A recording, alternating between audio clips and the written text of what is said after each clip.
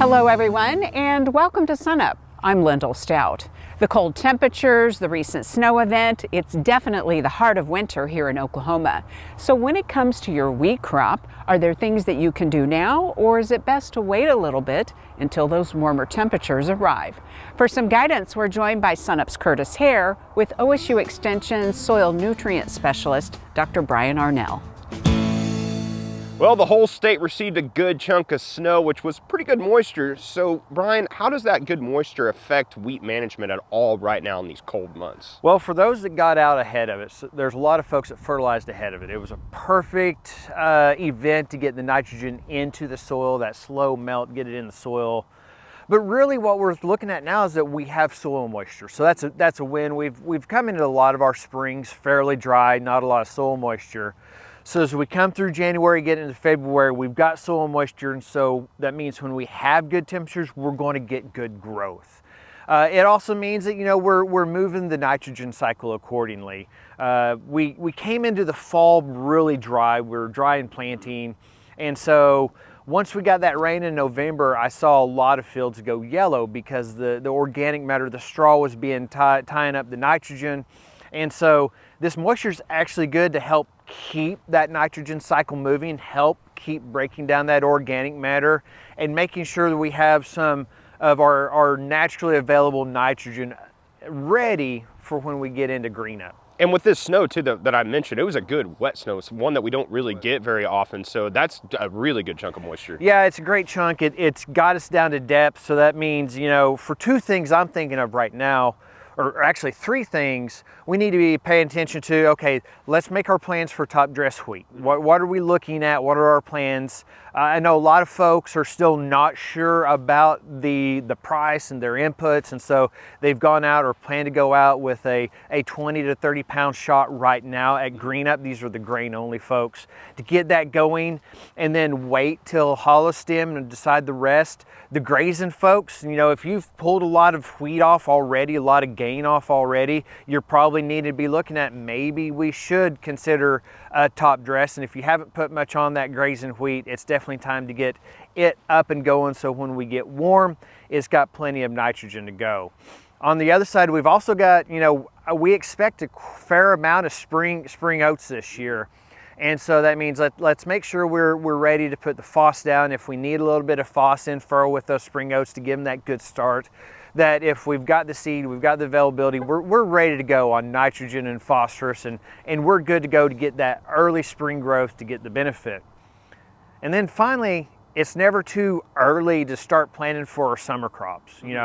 Corn's right around the corner as we get into it, so just making our fertility plans, and if we still got time for soil sampling, get your soil samples in for your spring oats and your corn, to make sure you know what you got, and then make your management decisions as far as how much do we need, maybe even how much can I afford. Yeah, so it's basically halftime looking at the third quarter going in right now. Absolutely. Take advantage of the fireplace and some hot coffee right now, so you're not out there in the cold, and get some planning, because we can make a lot of revenue by just good planning and forecasting, having an option or two in case it gets dry or we stay with good moisture. One thing that's kind of interesting is in years like this, when it's supposed to be drier and warmer with a La Nina, but we're getting these, Arctic blasts that are coming through.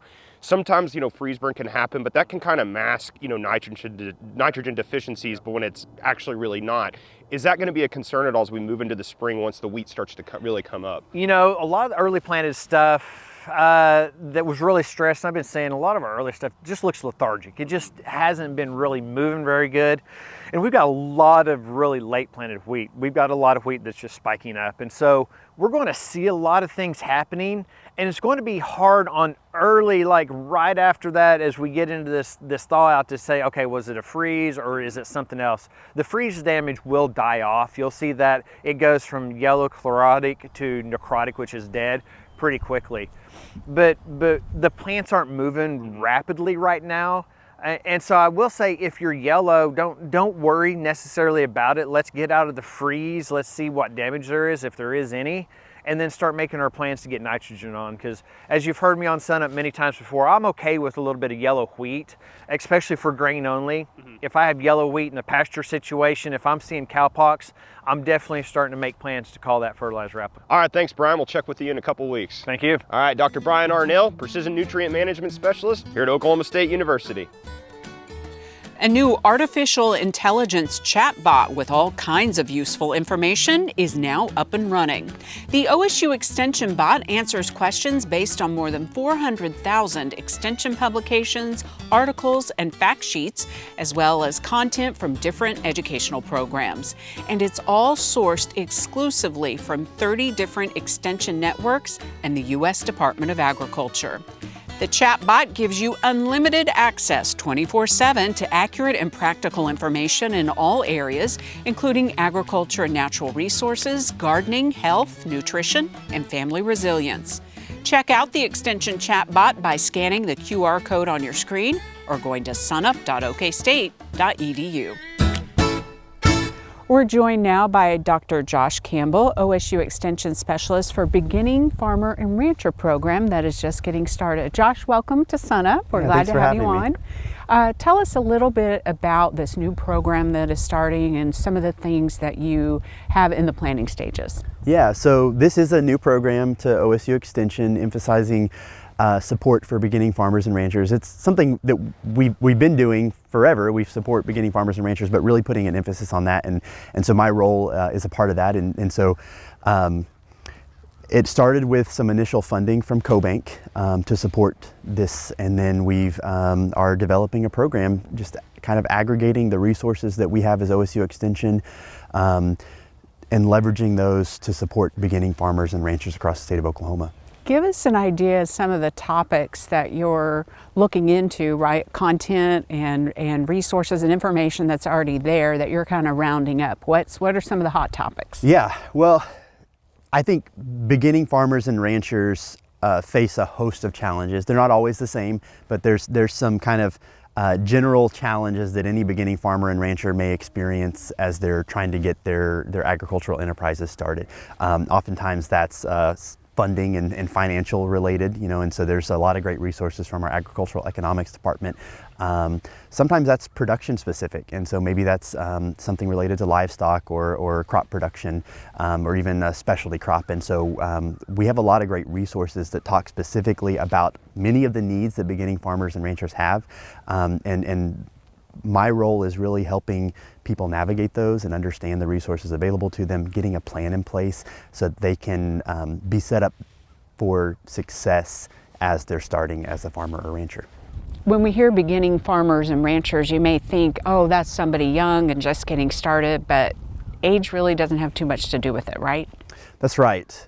We do often think of beginning farmers and ranchers as a young person getting started for the first time, and it has nothing to do with age. And in fact, the USDA defines a beginning farmer and rancher by the length of time that you've been farming and ranching. And so whether you're coming into agriculture as a young person, or maybe you're jumping into it as a second career in retirement, it really has to do with how long you've been farming. And so 10 years or less is the standard definition for a beginning farmer or rancher. So have you been operating your farm or ranch enterprise for less than 10 years? And the USDA realizes that that first 10-year period is where most of the challenges that somebody needs to overcome in terms of just infrastructure and capital costs that are associated with farming. And so that's why they really prioritize those first 10 years.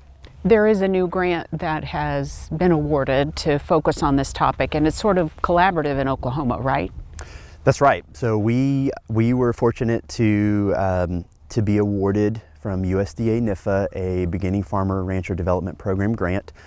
They were excited about our emphasis on beginning farmer and ranchers in Oklahoma, and so they funded us starting to develop more resources and also to collaborate with other organizations. So we are working with the College of Muskogee Nation, among other partners to start to develop some activities, some education.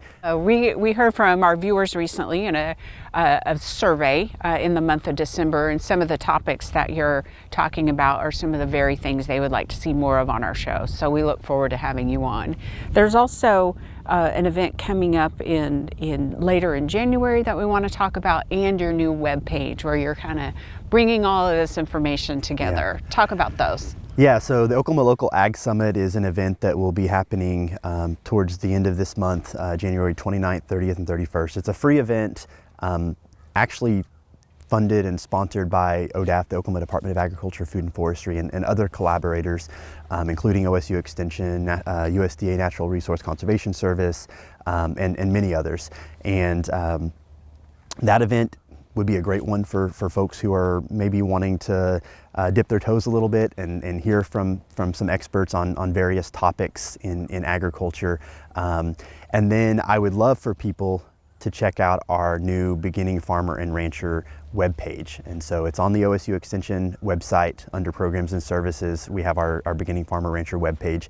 That's where we're cataloging a lot of the resources that we have in one place, so that beginning farmers and ranchers can really access that in an easy place, and we'll populate it as we have new resources made available.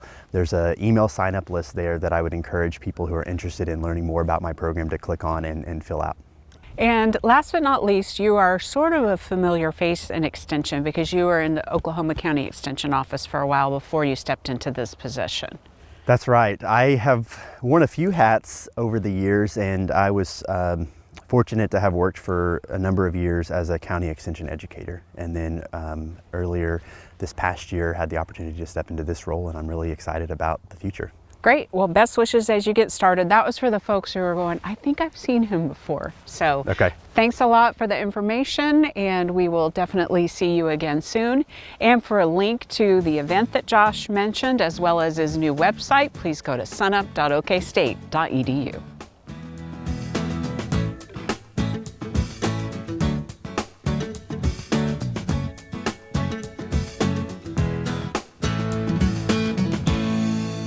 Good morning, everyone. This is State Climatologist Gary McManus with your Mesonet Weather Report, and welcome back to winter once again. So after the warmest year on record in 2024, we actually tied 2012. In 2025, we've been warmer than normal for much of that time frame. We are seeing snow, so that's helping our drought situation a little bit. Let's get right to that new map and see where we're at. Boy, this map looks really good, doesn't it? A lot of white and not even a lot of yellow on there. We still have a little bit of drought down in south central and up in north central Oklahoma, but by and large, drought-free across the state of Oklahoma, thanks to that November, a little bit in December, and then the snows that we've had recently.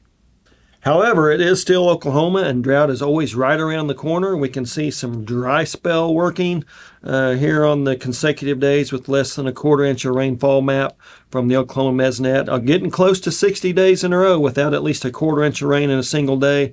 We have had some snows that melted and alleviated some of this map, but again, when we start getting up to that 60-day range, we are going to start worrying about reintroducing colors on that map if we start to get warm again. So we definitely need some good rains, snow, hopefully not ice, but we'll take anything we can get. Now the rainfall, or at least the liquid equivalent rainfall from the melted snow from the first 2 weeks of 2025, we do see some really good amounts down there in far southeastern Oklahoma, about the southeastern third or so. And then out there in west central Oklahoma, we do see very little in the amount of precipitation, at least through the first couple of weeks. And that extends back into December as well. So we do need rainfall, especially out there across west central Oklahoma and out in the Panhandle, where they've had less than 1/10 of an inch in the western Panhandle.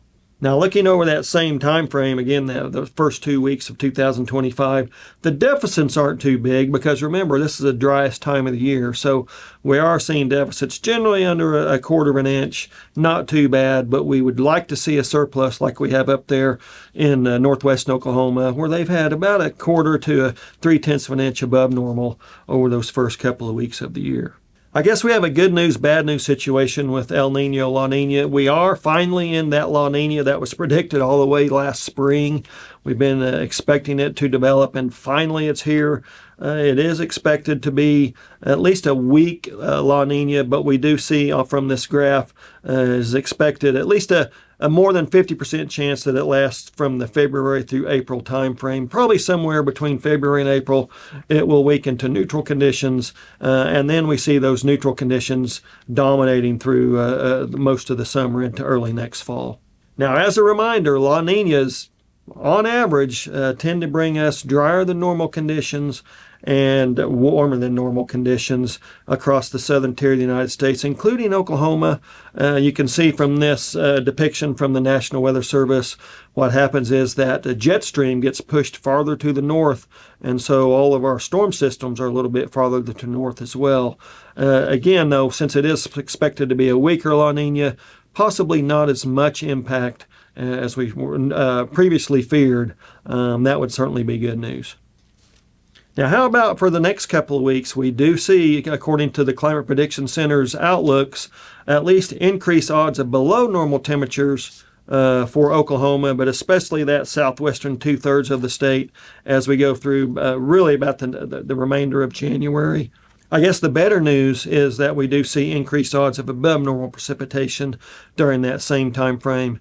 I don't necessarily like the cold weather, at least colder than normal weather. But I guess the good news there is it's not putting any pressure on the drought to develop any more rapidly like we've seen in previous winters in these parts. That's it for this time. We'll see you next time on the Mesonet Weather Report.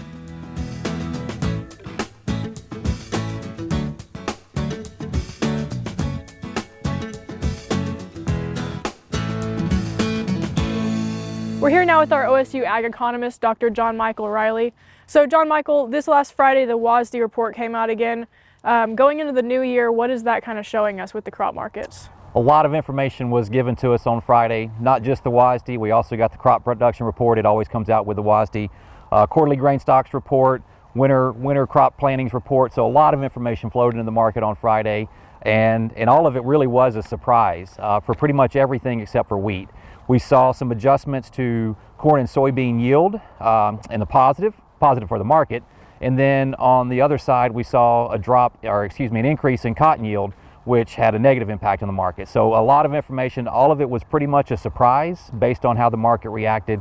And so that's kind of where we're starting the new year off. Yeah, so let's go back into wheat and corn and soybeans real quick. Let's talk about those. Absolutely. For the wheat side of things, not a lot of significant changes, mostly where we expected those to be, where they were prior to the report coming out. A lot of that because we're in the middle of the crop growing, and all of that's based on last year's harvest. So on the corn and soybean side of things, though, that's where we saw those really big moves. USDA shaved a bushel per acre off of soybean yield and 3.8 bushels per acre off of corn yield. Now, some of that has been expected to be seen, but it's just we didn't know when USDA was going to bring that into the report. Mentioned a little bit of that last fall whenever we were having some of these conversations, that as corn and beans were beginning to harvest, they started drying up quite a bit in the Midwest, and test yields were down quite a bit. So that was largely, we were waiting on that to happen, but it finally happened, and it happened in a big way, and really surprised the markets in that regard. Yeah, and so let's dive back into cotton. You said it kind of went the opposite direction. Absolutely. Cotton yield was increased almost 60 pounds per acre from what the report showed in December, and as the opposite side of that, market kind of reacted negatively, and cotton prices were down on the day, and they've kind of stayed in that down cycle since then. Yeah, so moving from these national numbers to kind of more local, we got some snow here in Oklahoma this past weekend. So what does that possibly mean for this next harvest? Well, hopefully it's going to expect to see some improvements in soil moisture as the crop is kind of been in that dormant stage, kind of staying there. But certainly, hopefully, it's going to improve that soil moisture, not just for our wheat acres, but also for our spring crops as we start making those decisions on those acres moving forward. Yeah, and then lastly, as we move into this new year, what are some things that we should be keeping an eye on?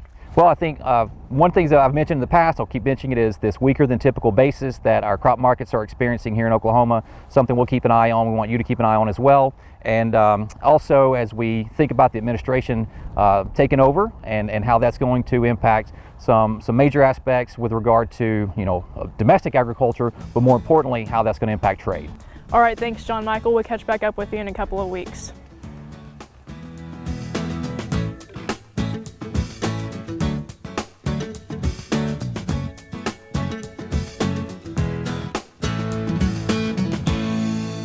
Good morning, Oklahoma.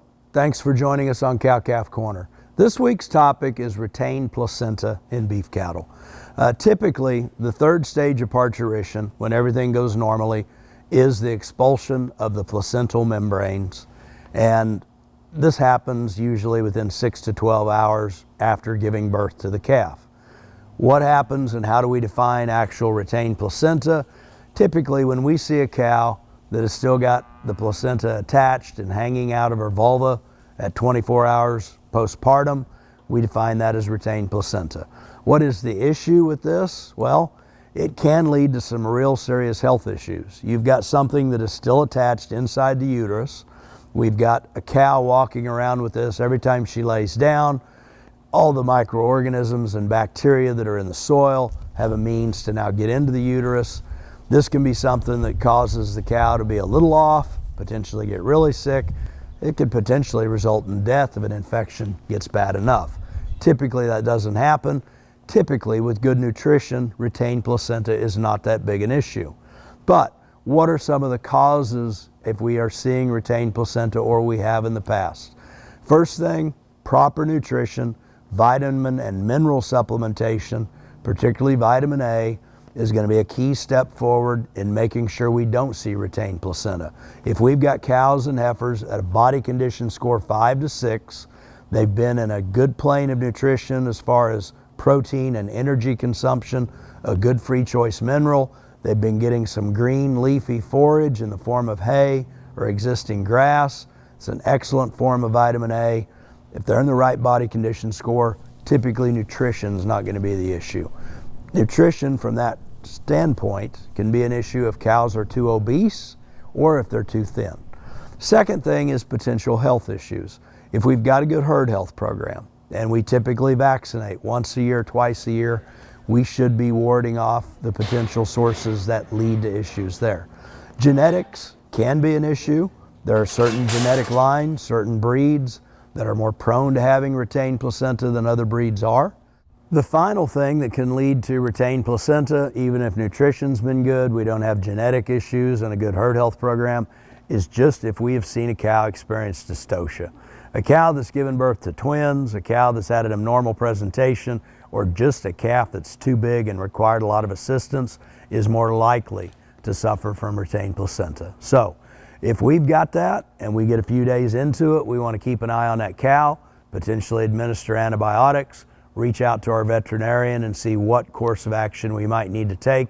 Retained placenta can cause reproductive failure in subsequent breeding seasons, and to unlock all the profit potential we can in a cow-calf operation, we want to avoid it whenever possible. Hope this helps, and thanks for being with us.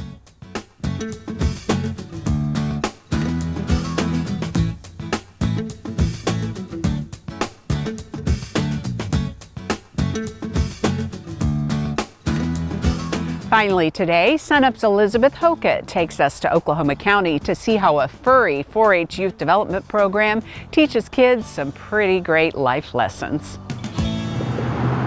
Kids and their dogs. A bond sure to bring joy to the hearts and faces of all.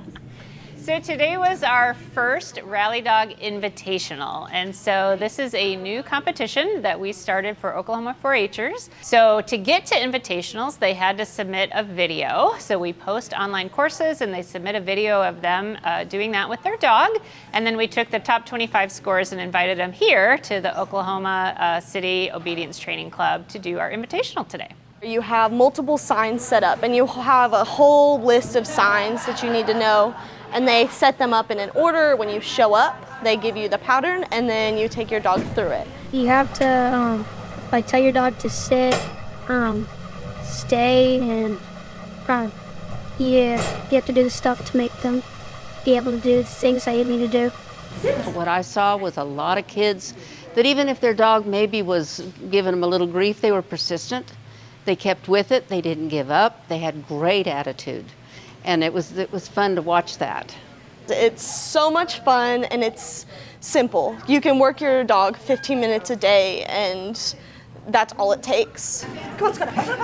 Why is this important? To get kids having a better relationship with their dogs, understanding how to work with their dogs, the empathy for another living being that this creates. It's a great introduction to dog sports, but even if they never compete formally, you just get such a better relationship with your dog when you spend time with it and train it. I think that teaches a lot of responsibility, and it helps the kids. I think they're much more mature when they have to do this, and it's a cooperative thing. You know, they're working with their animal, and so they have to learn not only to train, but if things don't go well, they take the responsibility. Maybe I should have trained more on that. There's so many families that have pets and want to have positive youth development for their kids. So this is a great way to introduce kids to 4-H, get them involved, and we're hoping this program grows immensely over the years. For SUNUP at Oklahoma State University, I'm Elizabeth Hokett.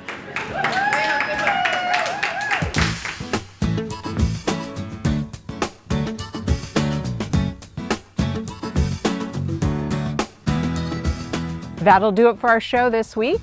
A reminder, you can see SUNUP anytime on our website and also stream us anytime at youtube.com/SUNUPTV. I'm Lyndall Stout. Have a great week, everyone, and remember, Oklahoma agriculture starts at SUNUP.